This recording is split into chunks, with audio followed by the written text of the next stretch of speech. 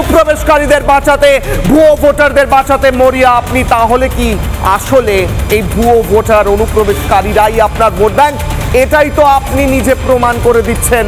কিশলয়ের অগ্নিবাণে আমার প্রথম প্রশ্ন, প্রথম অগ্নিবাণ, যে প্রশ্ন নিয়ে আমি আজকে হাই ভোল্টেজ ডিবেটে যাব। আগে প্রশ্নটা দেখে নিই। প্রথম প্রশ্ন, অনুপ্রবেশে পড়লে তালা, মমতার হারের পালা শুরু হবে তাই ভয়।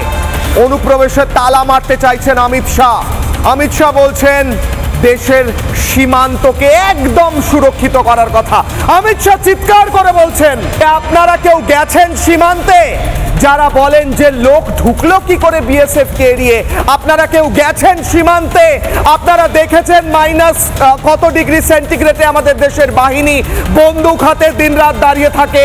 যদি কোনো অনুপ্রবেশ হয়েও যায় সেই ফাঁকে, তাহলে পরে তাদের গ্রেফতারি হবে, এনকাউন্টার হবে।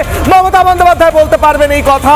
বলুন না, বলুন মমতা বন্দ্যোপাধ্যায়, বাংলার মানুষকে যদি কোনো অনুপ্রবেশকারী পাওয়া যায় বাংলার পুলিশ ইমিডিয়েটলি গ্রেফতার করবে। আজ অব্দি তো আপনি বলেননি এমন কথা। আজ অব্দি তো মমতা বন্দ্যোপাধ্যায় বলেননি যে অনুপ্রবেশকারী রোহিঙ্গা এদেরকে যথাযোগ্য ব্যবস্থা করবে সরকার, শাস্তি দেবে সরকার। মমতা বন্দ্যোপাধ্যায় বলেননি, কিন্তু মমতা বন্দ্যোপাধ্যায় বলেছেন অবশ্যই যে কারুর নাম বাদ দেওয়া যাবে না।